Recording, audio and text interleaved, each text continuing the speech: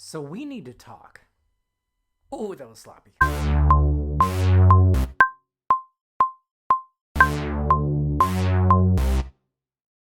So from the last video of things like I brought up about like why you can't get a gig and like matching the vibes, I want to take the vibes part and put it into the next thing. What are you learning? What are you doing as a bass player? Because it seems like a lot of times, myself included, you kind of get stuck in like a little bit of a rut and you don't know like how to pivot or like what to learn or like how to vibe different sounds and styles. So I'm going to highlight something that is always been my favorite growing up. I'm like 38 years old, 40 years old, maybe younger. I don't know. And I'm fresh out of the shower, so I got the poofy red hair. But in any event, so what I want to talk about is bass players.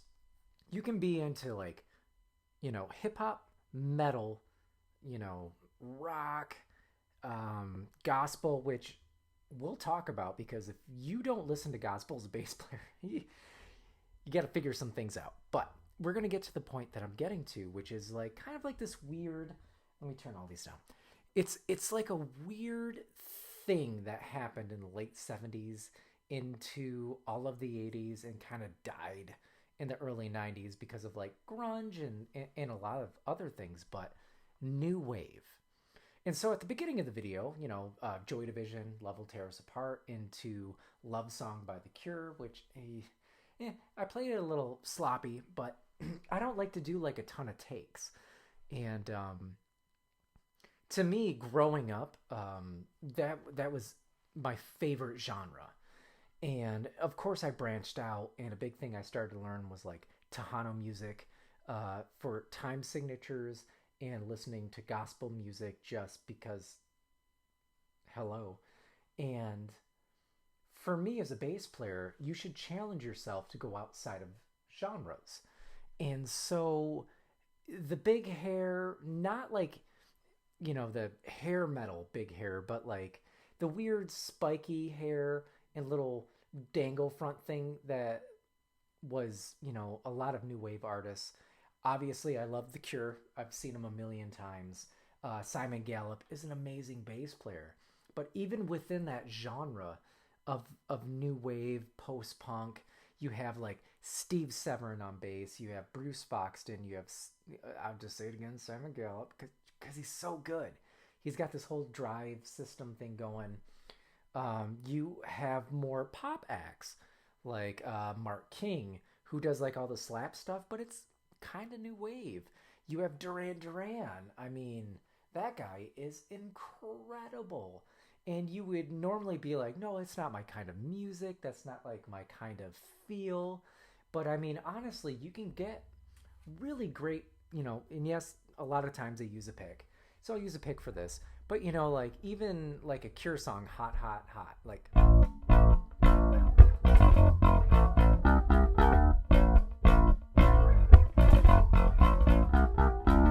I mean, it's just a solid line. And so you should always branch out and find music from other places. You should always try and look at music kind of as, these are all my palettes, and I'll dive in to the ones that kind of maybe the colors appeal to me, but never like let the gray area go too long because you can learn a lot.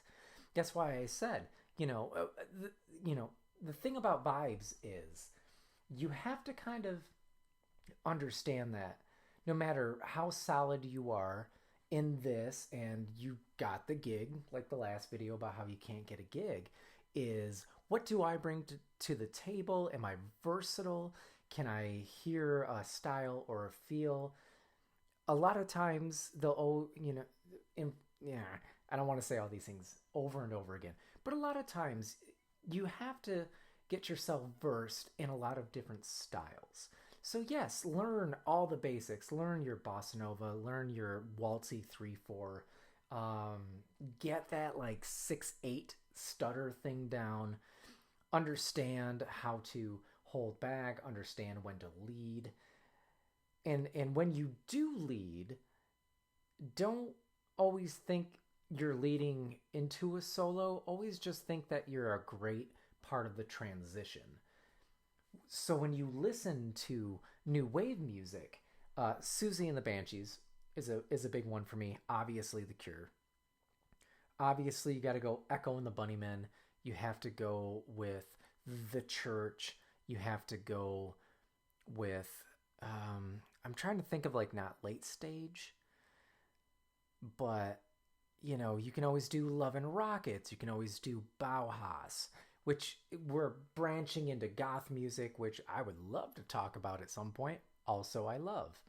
But when you're thinking of yourself as a bass player, sounds and effects, really weak overdrive, not like loud, weak. I mean, understated overdrive, chorus, flanger, never envelope filter. Don't mess with like tremolo, but like I kind of like dialed in here, just to like make sounds, the chorus and like a good mid range and a good treble range.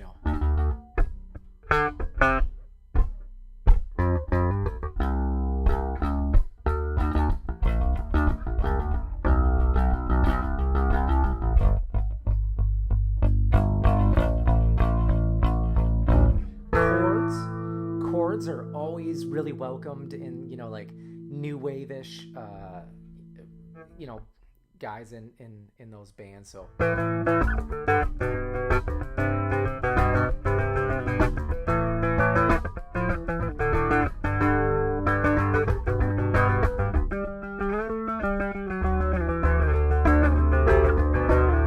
droning also works. That was kind of in D. But expand your horizons with each genre. Kind of pay attention, maybe in areas that could help develop certain skills. Because I mean, for me, growing up, just a ginger guy in the Midwest, there was tons of rock radio. I mean, rock radio for a month of Sundays. But I started listening to when I got my first car, which was in 2000. Oh, I'm dating myself. But in any event, I started listening to the other radio stations. I would listen to the R&B and the hip hop stations and started, oh, that song is this song and that song is that song and this sample is amazing, and they did something really creative with it where it was like part of the bass line, then a different bass line, but I branched out. And I think it's really important when you start to learn about vibes, versatility, things that matter, you should actually pay attention to like a full spectrum and look into things you might not actually be into but cop the style. So I can do a whole rundown, so if anyone's interested, we can talk like more new wave music, more new wave bass players, and I hope you enjoyed another based take.